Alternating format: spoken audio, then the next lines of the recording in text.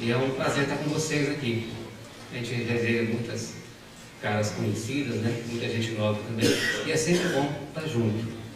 O assunto de hoje dá margem para uma conversa muito prolongada e que podemos abordar de várias formas.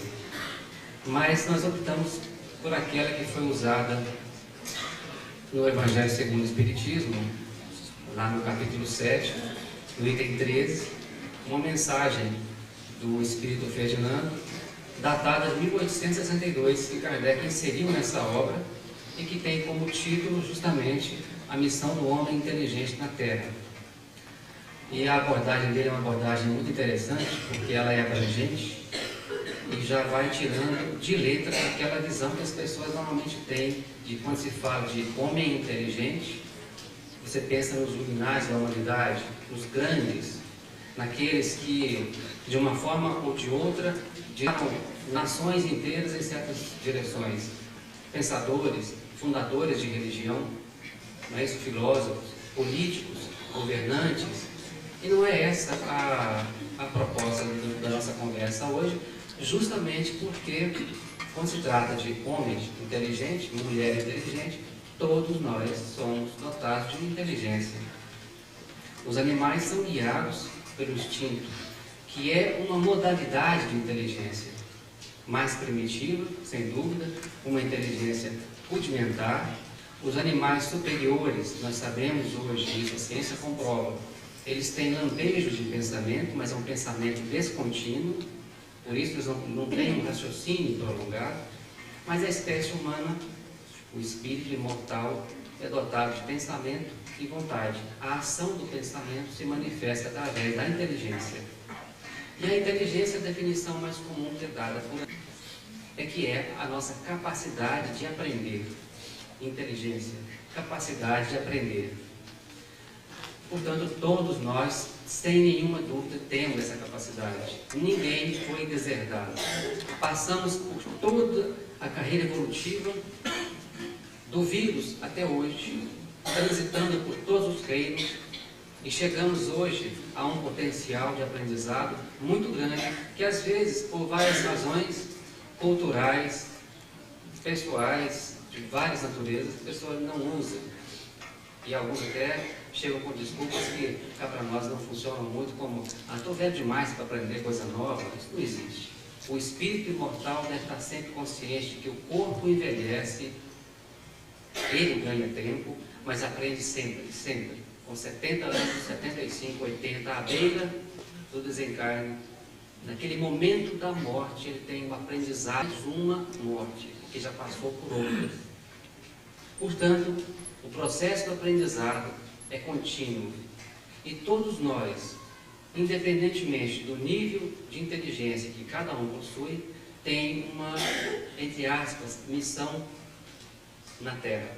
Tarefas para realizar, tarefas para cumprir, coisas que nós podemos, sem nenhuma dúvida, realizar com contento, mesmo não sendo dotados, às vezes, de grande conhecimento, de muita coisa que você acha que é necessária, que é importante para ter um bom resultado. Não é esse o caso. É sempre bom lembrar que, pelo nosso estágio evolutivo, pelo que vivemos hoje, todos nós, na atual humanidade, é capaz de fazer a mesma coisa. Mas é importante a gente também situar a inteligência no seu nível de instrumento. Não é dado a uns e negado a outros. É preciso. Todos têm esse instrumento, essa ferramenta. Como o Espírito Ferdinando coloca na sua mensagem, que eu citei anteriormente, é como uma enxada. A enxada é usada para capina, para preparar o terreno, o solo, para o plantio, para o cultivo, não é isso? Mas pode ser usada também como arma, para se dar um golpe em alguém e matar uma pessoa. E acontece isso às vezes. A culpa é da enxada? Não é. Não é isso? Não podemos culpar a enxada. Ela não tem vida própria. Não pode ser atribuído a ela condições de definir o que faz. É a mesma coisa uma faca de cozinha, usada para preparar alimento, que pode ser usada como arma. As nossas mãos podem construir e destruir. A nossa inteligência constrói e destrói muito mais, dependendo do que nós nos propomos enquanto estamos aqui aqui na Terra e depois também no mundo espiritual, porque a vida continua. Isso aqui é só uma passagem. Estamos todos aqui como navegantes do tempo, nessa embarcação enorme que é o planeta, que é o próprio universo, e cada um tentando construir ou reconstruir alguma coisa. De qualquer forma, é importante situar o nosso debate nesse nível, de que cada um aqui presente, encarnado ou desencarnado, e os que estão lá fora, podem fazer alguma coisa em benefício de si mesmo e da coletividade.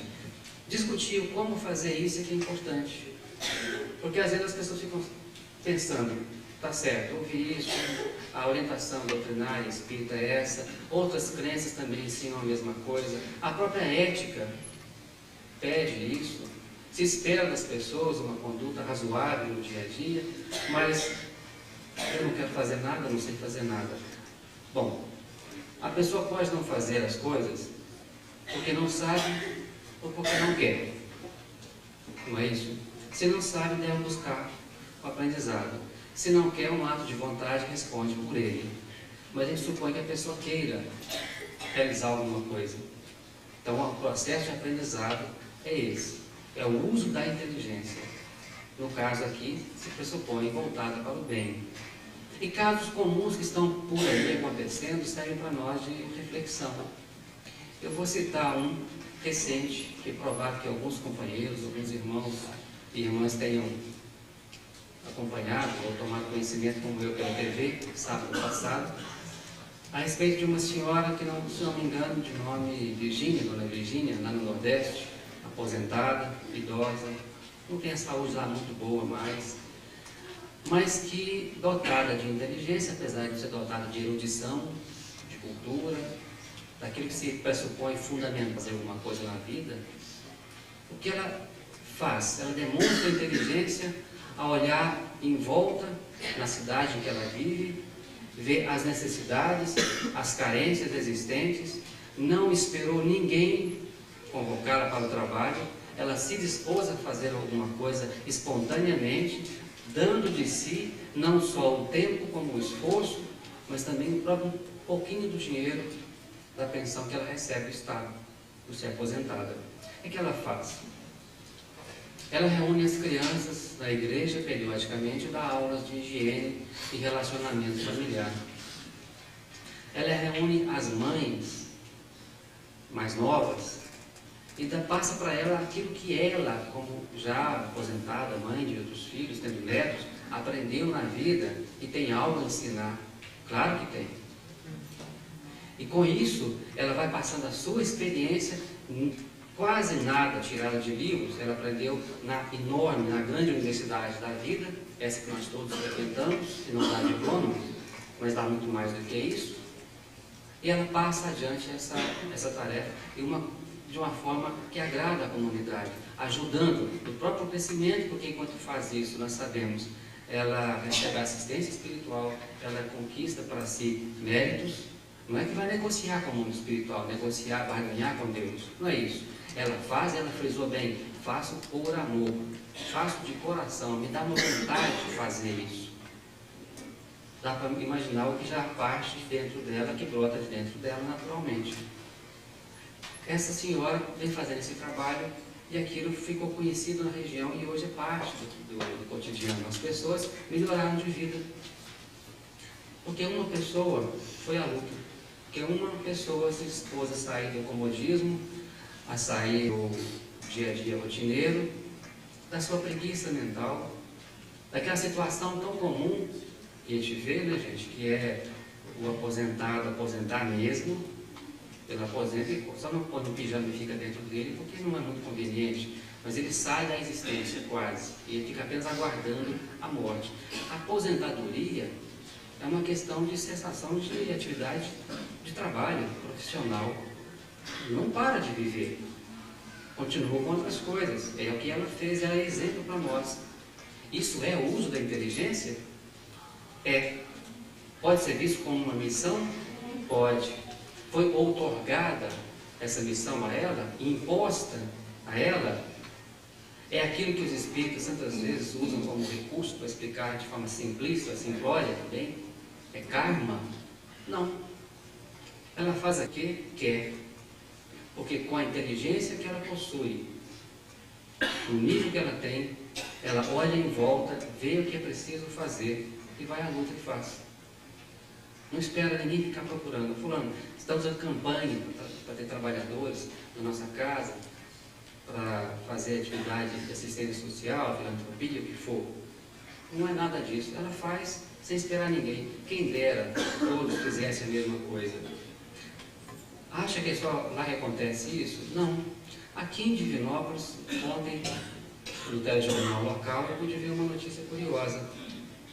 Um comerciante tomou a iniciativa de fazer uma espécie de cadastro de algumas famílias para dar assistência, porque ele foi até lá atender uma e viu, olha só, ele foi atender uma por necessidade e viu que havia mais uma dezena de famílias necessitadas. E ele não se negou, junto com um parente, a iniciar um trabalho de assistência a todos eles, por conta própria. Não tem espíritas, batistas, protestantes, vicentinos, fulano, beltrano, ali atrás, não. Não tem nenhuma etiqueta, não tem rótulo nisso, não.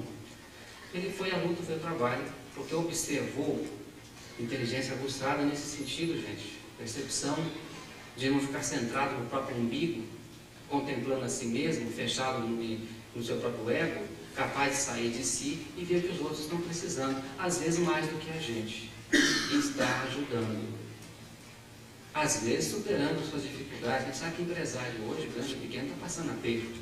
Mas ele disse que se comprometeu a dar uma assistência até dezembro, que ele quer colocar muita coisa em ordem naquela região ali. E por aí vai. São situações que as pessoas se superam. São situações que as pessoas conseguem ir além do habitual, do que todo mundo faz. Mesmice.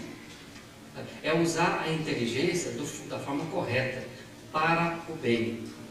Está certo que o mundo espiritual se encarrega de, vez por outra, encaminhar para nós aqui na Terra algumas mentes brilhantes para dar uma empurrada aqui no planeta.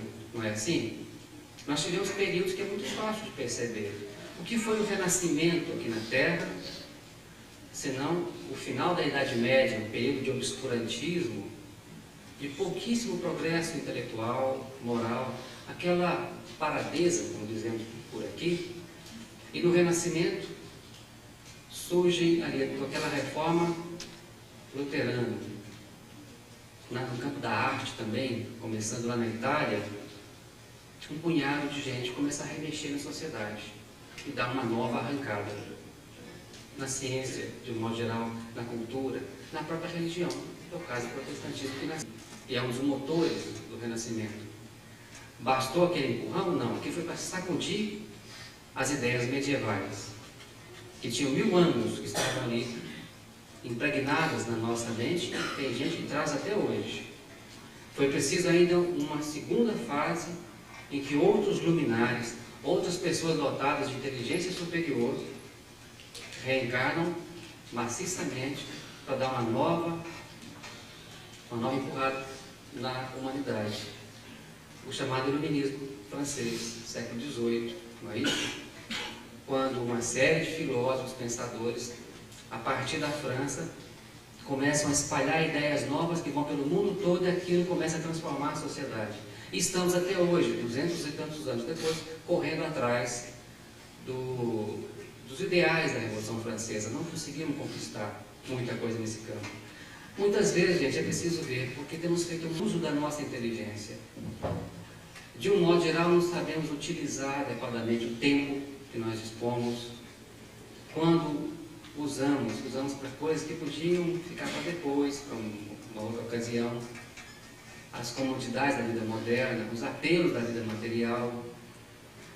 Esse apelo da propaganda, da publicidade, da TV, do cinema, para que você não pense, nós pensamos por você, ou seja, a ideologia de dominação, essa estrutura que vige hoje em dia, que torna o ser humano apático diante da situação política, econômica, social do seu país. As pessoas renunciam, ou são levadas a renunciar, voluntária e involuntariamente, do uso do seu espírito crítico, que faz parte da inteligência, e aí um bando de carneiros, como se fosse gado sendo levado por uma vez por outra, alguém se rebela, mas se for sozinho, acaba sendo posto de lado. Uma situação até corriqueira nos dias de hoje, numa fase em que o planeta atravessa uma transição, uma transformação, como nunca houve antes e nem vai haver outra semelhante. As profecias, os comentários a respeito do que estamos vivendo hoje estão lá no Evangelho de Mateus, capítulo 24, feito por Jesus, sobre os acontecimentos do momento que estamos vivendo. E ele nos previne de várias coisas. Esse que passou pela Terra e que é, sem nenhuma dúvida, a maior inteligência que o planeta já conheceu. Na sua simplicidade, na sua vida de carpinteiro, que sem frequentar faculdade, escola nenhuma, não chegou a ser doutor da lei. Porque não é preciso, gente. É importante frisar isso. No fundo, acaba sendo uma desculpa dizer: eu não passei por escola nenhuma, eu tenho só o primário, eu nem completei primário, só tenho segundo grau, minha profissão hoje não tem sentido, e mil desculpas, né? Acaba, se você fizer uma análise geral, caindo no comodismo. Sempre há alguma coisa para se fazer. Se olharmos em volta, nós começamos pelo campo pessoal. O que podemos fazer no campo pessoal? Você não vai se tornar um relapso, um relaxado na sua aparência física e nem criar um culto ao corpo. Tudo é certo. Cuidar de si é importante. Cultivar sua própria inteligência é o primeiro passo para servir a si mesmo e aos outros. Como é que se cultiva a inteligência? Tem meios? Tá, que tem. Para tudo existe, como se diz, uma técnica até para escovar dente, prender um telefone, falar no microfone. Então é preciso saber que para você aprender coisas novas, tem que ter senso de observação, para começar. Espírito crítico, memória, não é verdade? Para você armazenar aquelas informações e utilizá-las mais tarde de forma apropriada, de forma adequada. As pessoas ficam alienadas, renunciam ao seu espírito crítico, à sua criatividade, à sua imaginação, à sua memória mal treinada. Isso é como pontaria, quanto mais você treina, melhor fica. E acabam sendo conduzidos, como eu disse antes, pelo gado. Se igualam aos animais. Faz assim, faz assado. Uma novelinha chega e diz para você se comportar assim, você acompanha. Uma propaganda, um modismo. E você não tem espírito crítico para ver. Isso é bom, isso é realmente bom, funciona. Você renuncia ao uso da sua inteligência. E ao fazer isso, você retarda o seu progresso. Ter esse senso de observação, espírito crítico, capacidade de análise, uma memória que deve ser treinada, todos nós dispomos desses recursos. Então, muitas vezes é força de vontade. Uma boa leitura ajuda, uma leitura edificante? Claro, te dá informações. Se manter bem informado dos acontecimentos do mundo é importante? É claro que é importante, para você compreender os acontecimentos. Como é que você vai praticar a caridade que você pretende, sem entender corretamente o que é caridade? Caridade é dar coisas ou caridade é dar-se? E filantropia é a mesma coisa que caridade? Fica aí para vocês pensarem. Será que é a mesma coisa? Aquele rico que tem lá um bom dinheiro de reserva e tira um pouquinho e doa para uma instituição, fez caridade ou filantropia? Filantropia, não é, gente? Pega o recibo e ainda vai debitar no imposto de renda. Não tem coração nisso. Mas se você sai de casa e vai na creche, no hospital, no orfanato, no doente, dá uma assistência, é diferente. Você deu algo de si. Pequenas coisas aparentemente sem sentido, aparentemente banais, mas que fundamentam, são na verdade a razão básica do progresso humano. Movimentar as nossas potencialidades. E eu volto a dizer, relembrando o texto do Espírito Presionando, que é como a enxada, é um instrumento. Temos maus exemplos pelo mundo aí, de uso da inteligência? Temos. Todos que passaram pela Terra, como criaturas que mostravam serem dotadas de inteligência, fizeram bom uso dela? Não. Lá no passado, vamos falar de Átila, rei dos Hunos, dizem que por onde o cavalo dele passava não brotava mais grama. Sem uma metáfora, relacionada com a crueldade dele, quando ele passava.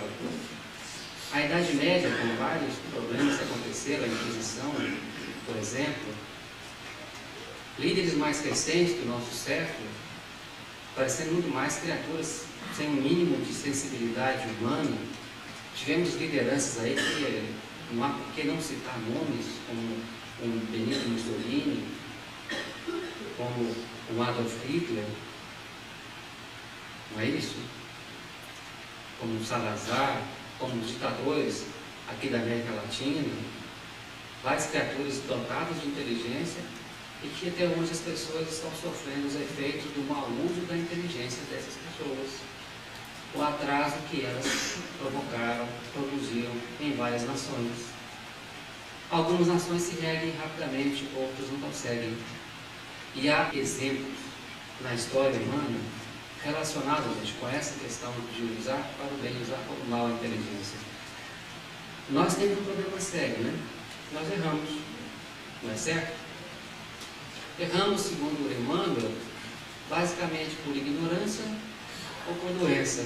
Só uma minoria erra por má fé, de forma planejada. Tá? É uma minoria. Não é tanta gente assim que planeja fazer o mal. O grosso acontece, às vezes, até com boa vontade. Vocês acham que Hitler fez o que fez porque planejou desde o começo aquilo?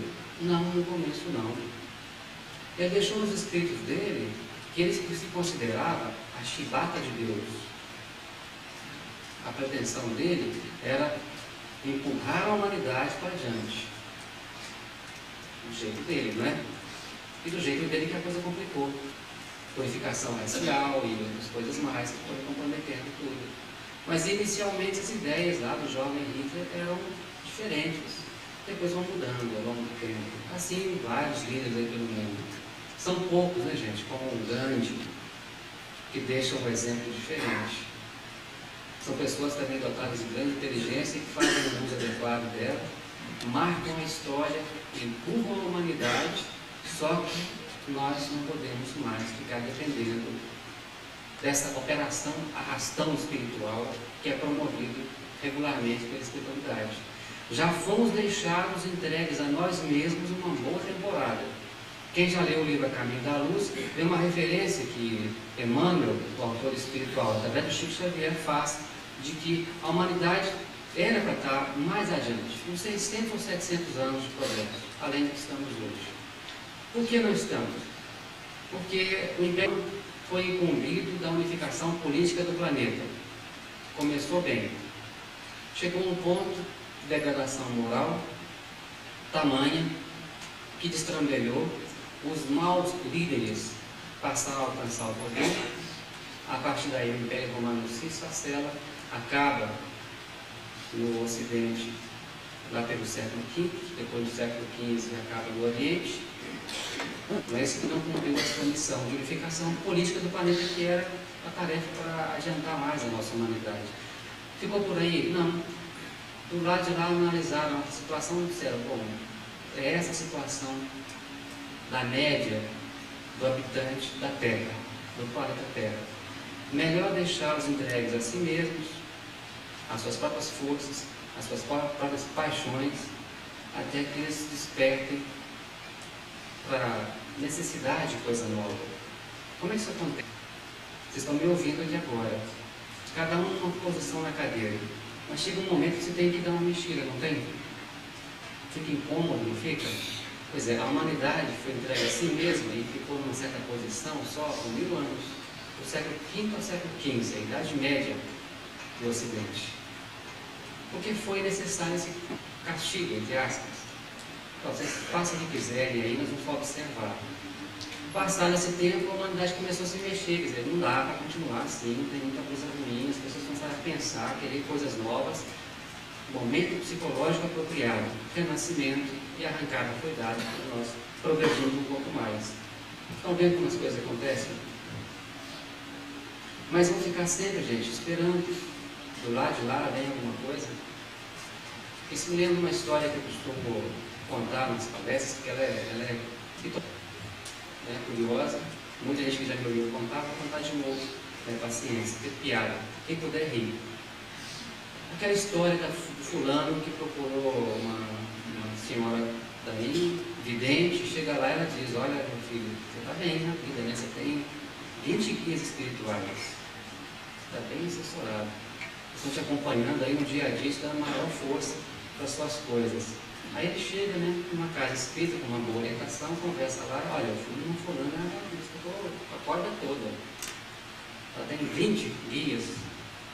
E o diretor da casa, o dirigente, esse um pouco mais maduro, mais vivido, disse: você está mal, né, companheiro? Você precisa de 20 guias para ele te encaminhar. Como é que fica? 20? Para poder tocar a sua vida, você não consegue administrar nem um banho, será? Nem o seu dia a dia, suas coisas rotineiras? Então, quantos mais guias precisa, na verdade, pior a sua situação. Bendito a pessoa que pode dizer: não tenho guia nenhum, tenho amigos do lado de lá que me visitam, que me dão assistência, que me ajudam nas horas da minha dor, do meu sofrimento, da minha angústia. Na hora que eu preciso, eles estão junto de mim, me auxiliam.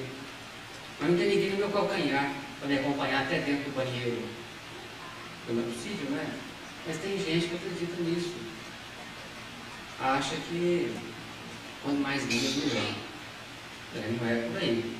Daí a importância da gente aprender a usar os dois atributos fundamentais do espírito: pensamento e vontade. Para que o pensamento? Pelo instrumento ligado a ele, inteligência, você aprende na forma que você tem antes e avança. A vontade é que é a alavanca, é que é um motor. Se você ficar só pensando em fazer, aquilo fica no campo virtual. Para tornar real, é preciso dar pelo menos o primeiro passo. Não é isso? Então, planejar, programar é uma boa ideia, porque você estuda melhor o que tem que ser feito no seu ambiente. E eu volto a dizer, gente, no ambiente o que é? Tem que ser algo grandioso na política, na ciência, na cultura, na arte? Não. Você pode fazer algo grandioso na sua família, recuperando um espírito difícil que foi colocado no seu ambiente doméstico, carente da sua proteção. Por que escolheu a sua família? Porque ele confia em você como apoio para ele vencer aquela parada. É o caso dos pais e mães que têm filhos, às vezes, infradotados, ou com algum tipo de problema que exige cuidado maior. Essas pessoas não estão, como a gente pensa, tão karmicamente comprometidas, não. Pelo contrário, às vezes são daquelas que têm condições de dar assistência para aquele espírito da situação que se encontra. Pela relação anterior, pelo carinho, pelo amor já pré-existente. O espírito sabe, tem que reencarnar em condições difíceis, não terei sequer o uso da inteligência na Terra. Ele vai fazer questão, vai pedir a Deus a oportunidade de reencarnar junto com uma pessoa de confiança. Não é o que qualquer um de nós faria? Se você de repente perde a visão, você vai querer uma pessoa de confiança para te guiar e te dar umas dicas, não é? Para você se ambientar com essa nova realidade. Ou qualquer um serve.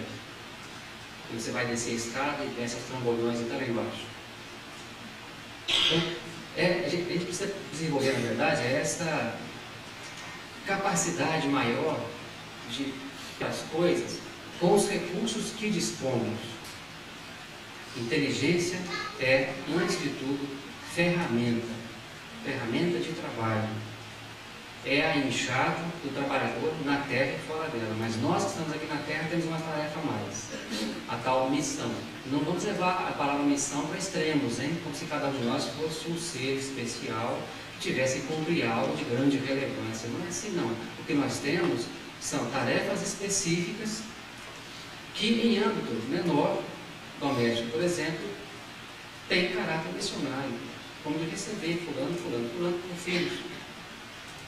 Será que do âmbito doméstico, do seu campo pessoal para o doméstico, do doméstico para o social, algo pode ser dito, pode ser exigido? Claro que sim. Nós podemos fazer alguma coisa pela comunidade que vivemos? devemos. Nós temos dívida moral para com a comunidade na qual a gente está integrado, independentemente de religião. Por quê? De uma forma ou de outra, ela nos dá algumas coisas. É o trabalho do padeiro que nos fornece o pão, do tecelão que nos dá a roupa e vai por aí fora. Vários serviços são prestados e nessa troca há a integração social. Podemos e aprendemos, né, devemos aprender a convivência social no exercício dessa atividade extra, fora do lar, onde for possível. Onde é possível, temos uma atividade. As chamadas, uma novidade agora, as câmaras comunitárias, associações de bairro, conselhos, associações de bairros, escolas, instituições filantrópicas ou não, de qualquer natureza, onde você possa se integrar e sair de si mesmo. Alguma ONG, organização não governamental, onde você vai doar algo de si, sem pensar em remuneração. O exercício do desprendimento, sem ficar pensando numa contrapartida, seja em prestação de serviço, ou seja em dinheiro, porque a gente às vezes faz as coisas pensando numa troca, não é? No fundinho, mas vou fazer isso porque lá em cima, na contabilidade do patrão, ele lança lá na minha ficha, né, que eu fiz tantas coisas. Vale, mas vale como exercício, ainda mais do coração. Detalhe, nós que estamos encarnados, quando vimos para a Terra, saímos de uma determinada cidade, colônia, comunidade espiritual. Isso deve ser do conhecimento de todos. Reencarnamos e deixamos lá uma espécie de dossiê, um cadastro, com os aspectos essenciais do nosso caráter, nossos progressos, nossos erros maiores, das existências anteriores, o que fizemos enquanto estávamos no mundo espiritual e o nosso projeto de vida na Terra. Aqui na Terra nós temos condições de implementar esse programa, na verdade, a partir da adolescência. Nós levamos muito tempo para amadurecer, não é? Do nascimento até chegar a uma certa autonomia, vai nada 12, 15 anos de vida. É natural que seja assim e existem suas razões.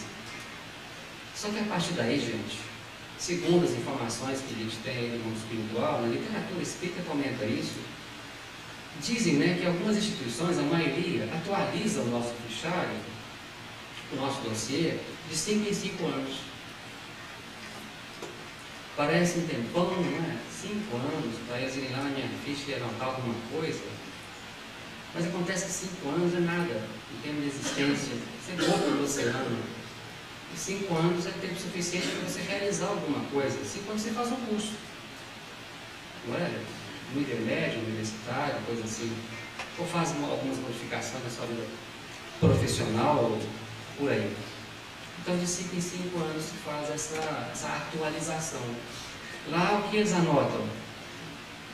As virtudes que você conquistou, as virtudes que você está consolidando, os seus vícios, erros, imperfeições que estão sendo corrigidos, os seus avanços, mas também os seus erros, os seus retrocessos, as suas falhas.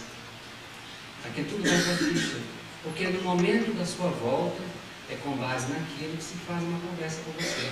Fulano, lembra daquela ocasião, data tal, está aqui, ó. Aconteceu isso, você tomou uma decisão equivocada, comprometeu tanta gente. Pois é, agora você vai ver isso. E dá credenciais para você querer reencarnar em condição tão boa como você pretende. Lembra dessa outra data aqui? Você se saiu muito bem nessa ocasião. Foi um bom pai. Então, ótimo, isso te credencia ter certas coisas que você não teve na outra encarnação. Não é uma coisa arbitrária, como as pessoas pensam, que um fulano qualquer determina que você faz isso, que você faz aquilo. Não é assim. É em cima de uma pauta, de algo que é estudado e que você tem que concordar porque é a sua realidade. Como você vai negar o que a consciência te aponta? Não é verdade? Não tem jeito. Então você é levado a concluir que tais e tais coisas são corretas, tais e tais coisas são melhores. Se não usou bem a inteligência, vamos usar melhor da outra vez. Tem um caso curioso relatado num livro espírita que no momento, a memória não me lembro do título, mas é do Manuel Filomeno de Miranda, através do Divaldo Franco, em que ele conta o caso de um funcionário público que passou aí os seus 30 e tantos anos trabalhando naquela, funcionários públicos que não vão se enquadrar nessa situação não, hein, gente? Aquela motora, sabe? Aquela calma, de não fazer nada com muito esforço. Ele passou 30 anos na maré mansa, salário garantido, todo mês ali, tranquilo, não tinha preocupações, rotina, muda governo, entra governo, para ele tanto faz. Foi uma existência, sabe, totalmente apática. Ele não acrescentou muita coisa nos 30 anos. Vai ter carimbinho todo dia, e uma assinatura. Pronto, imagina. Aí ele foi levado a concluir que ele precisava desenvolver a garra para viver, a combatividade, a luta. Fulano, desse jeito, você reencarnar de novo, você vai ter a mesma tendência de acomodar, parasitar alguém. Você vai encostar na sua família no começo, vai encostar no patrão, na sociedade, você vai arrumar um jeito de não trabalhar, de não dar a sua colaboração para a sociedade. É preciso desenvolver de dentro de você essa força para viver, de ir atrás das coisas que são necessárias para a existência, para o progresso humano, movimentar a sua inteligência, que ficou embotada nessas décadas de vida profissional que não foram produtivas no seu caso, porque foi uma rotina danosa na sua vida.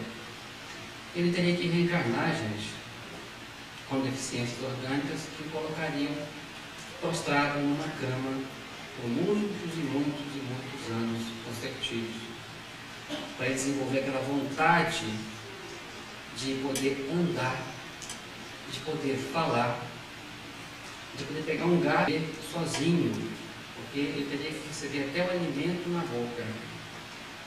Porque de tanto sentir vontade de fazer essas coisas tão banais para todos nós, caminhar, falar e se expressar, ele acabaria mobilizando as energias dele. Quando voltasse ao mundo espiritual, aí sim teria condições de voltar no corpo que funciona bem. Olha só como que as coisas são arrumadas em benefício da pessoa quando ela não usa bem as oportunidades que aparecem. E todos nós temos oportunidades, gente. Todos nós temos encruzilhadas num dia ou no outro na vida. Muitas encruzilhadas. Aqueles que não progrediram muito ainda no campo da inteligência, do seu senso crítico, da observação, encontram uma série de tabuleiras, indicando para onde. Essas tabuleiras são aquelas situações que te empurram para cá, para lá, vão definindo para você, já porque eles sabem das suas deficiências, para você não errar muito, e deixam algumas decisões para você. Outros já progrediram mais, que não têm nem precisam de 20 guias, não tem tabuleta no caminho não, tá? Só as encruzilhadas.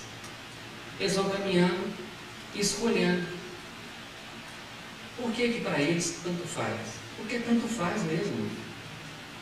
À direita ou à esquerda, ele vai usar bem as suas capacidades, a sua inteligência, ele vai ter bom uso dela.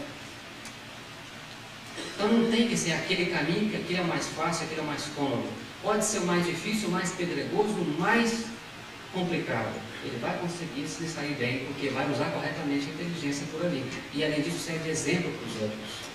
Podem observar que as grandes inteligências que foram usadas para o bem foram também de criaturas com enormes dificuldades, quer materiais, quer de saúde, quer de qualquer outra natureza. Não por uma maré mansa pela frente. Nem Kardec, que era um missionário, nós conhecemos. Ele tinha problemas de saúde. Leon Denis, problema visual, não é isso? Pulmonar. E tantos outros da nossa área espírita que enfrentaram muitas dificuldades aí. Então não justifica, às vezes, a pessoa se entregar, não tentar, pelo menos, usar a sua inteligência dentro do possível. Recentemente na TV, uma criancinha se manifestou aqui de Divinópolis, vocês devem ter conhecido esse caso pelo telejornal. Uma criança se manifestando com muita vontade de ir para a escola, mas tem problemas orgânicos, os braços não funcionam, querendo aprender a ler e escrever, e começou a escrever em casa com o pé, põe a caneta, os dedos do pé, e já treinando desenhando ali para matar essa vontade de escrever. Olha só. E pedindo ajuda para fazer algumas cirurgias, para depois facilitar as coisas. Olha só a situação, o obstáculo criado para valorizar a vitória. Tá? É por aí que as coisas funcionam. A verdade é o seguinte, que o que se espera de cada ser humano, de cada pessoa, não é nada notável, nada especial, espetacular, não. Os grandes missionários passam pela terra, têm as suas tarefas específicas de dar aqueles arrancos na nossa existência. Mas cada um de nós tem também a sua missão em nível menor. No âmbito particular, no âmbito doméstico, familiar, no social também e no profissional. As 4 áreas mais importantes da nossa existência. Se nós usamos bem essas oportunidades, vamos capitalizando as ocasiões de crescimento e chegamos ao mundo espiritual, podendo olhar para trás e registrarmos que fizemos coisas boas. E isso nos credencia a uma vida de melhor qualidade e a um avanço, consequente. Ninguém recebe de graça nada sem um esforço. É muito importante voltar a frisar de que se o fulano é inteligente é porque ele conquistou pelo próprio trabalho. Se o fulano não goza da mesma capacidade intelectual é porque ele não trabalhou o suficiente no seu lado intelectual. Mas pode chegar lá, na posição do primeiro? Pode. Como? Pelo esforço, pela vontade. Ninguém vai aprender as coisas sem pegar os livros. Se você quer conhecer bem a doutrina espírita, leia a doutrina espírita e viva a doutrina espírita. Ser espírita, antes de tudo, é um estado de espírito.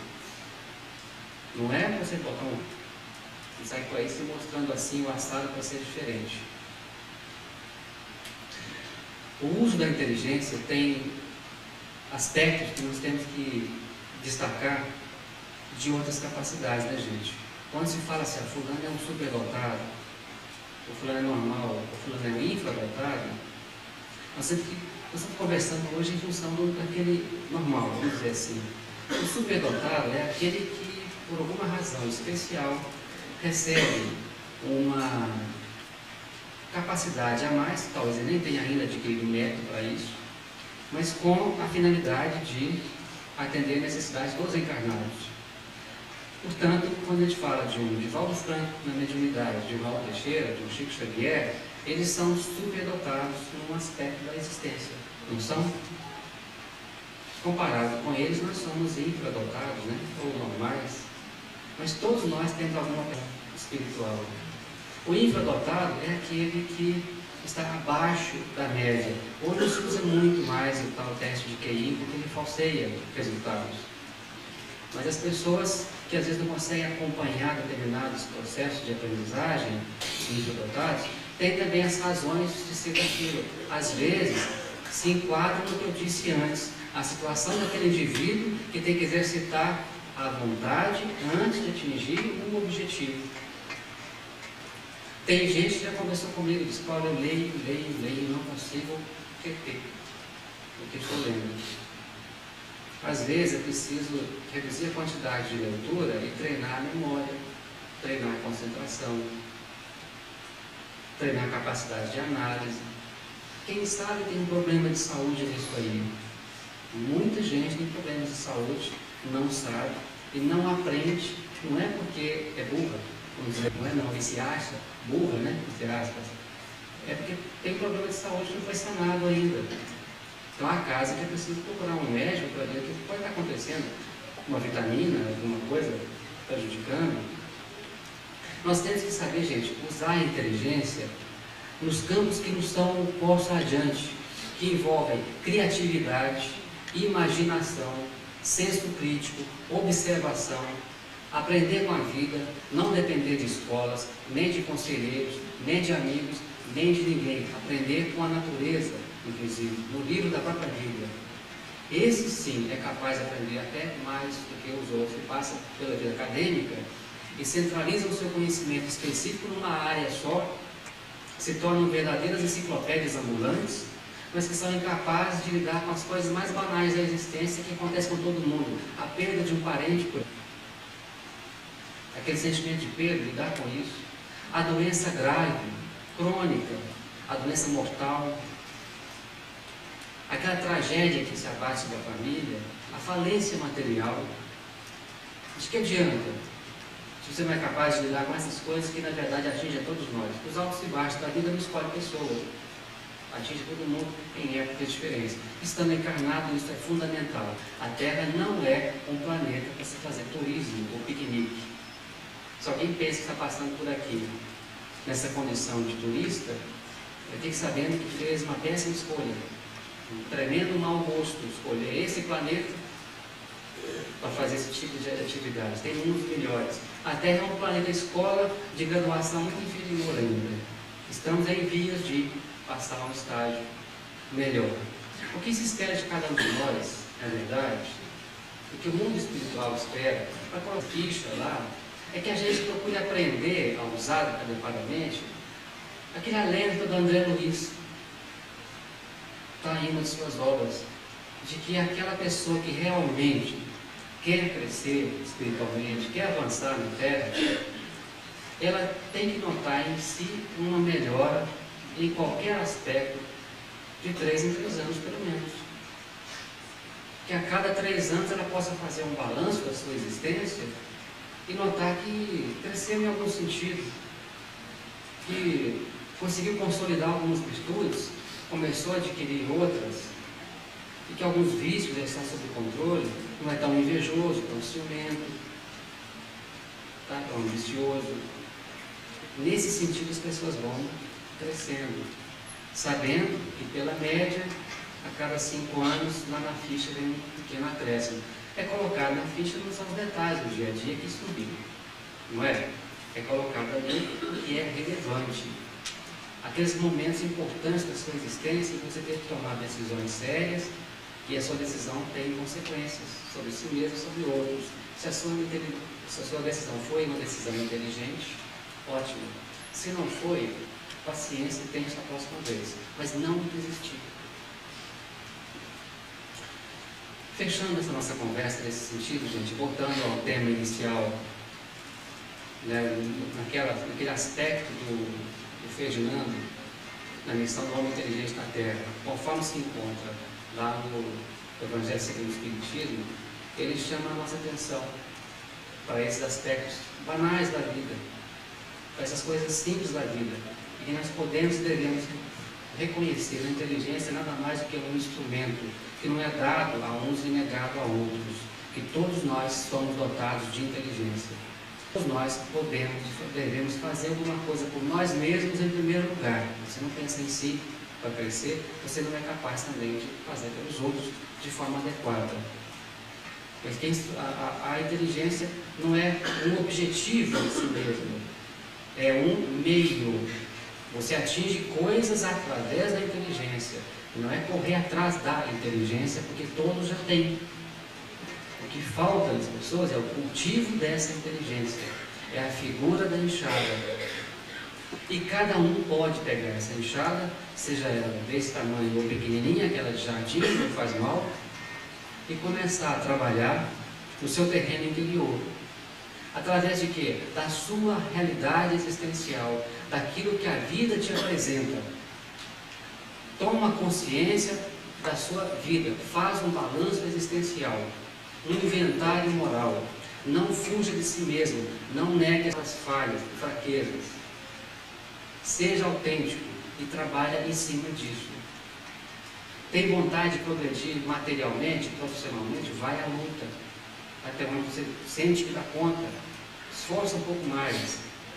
Você deve trabalhar mais no campo pessoal, acha que tem algumas paixões, como diz Kardec, e outros vícios, não é?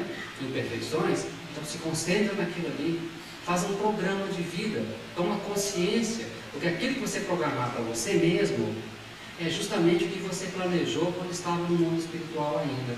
Não vem por acaso. Se você de repente diz, eu preciso mudar na minha preguiça mental, eu sou muito preguiçoso. Para mim é tão bom ligar a televisão e apenas ver. Eu não tenho, na verdade, nem ouvidos de ouvir ou ver. Qualquer coisa séria, desde que não me faça pensar. um documentário complicado, um filme muito metafórico, uma coisa assim, não quero isso não, isso aí parte a cabeça, né? Deixa para quem gosta. E foge daquela questão. Mas é ali que está o mais instigante, é ali que está o mais interessante para você crescer. É o desafio. Quem foge desses desafios do dia a dia, do filme um pouco mais difícil, o livro que exige mais reflexão, ele está negando a si mesmo, está boicotando o próprio progresso, não vai poder culpar ninguém. Muitas vezes se resume, essa é a pura realidade, a maus hábitos da própria educação. No caso do Brasil, isso aí é crônico, nós não somos educados para ler, dizem que nós lemos aí um livro por ano, em média. Na verdade, a gente sabe que é uma minoria que lê às vezes 40, 50 livros e a maioria não lê nada, não é? A estatística é uma coisa curiosa, gente. Ela falseia muita coisa. A lógica dos economistas, então, é a mais falsa de todas. Tá? Se eu aponto uma arma para uma pessoa, atiro e a bala passa à direita, tá? Eu corrijo a mira, atiro de novo e passa pela esquerda, estatisticamente aquela pessoa está morta. Porque depois da correção da mira, a bala deveria ter passado no lugar certo. Não é? Mas é falso. Não é falso isso? É evidente que é. Mas, em tese, matematicamente, correção à direita e correção à esquerda, a pessoa está morta. E vai por aí.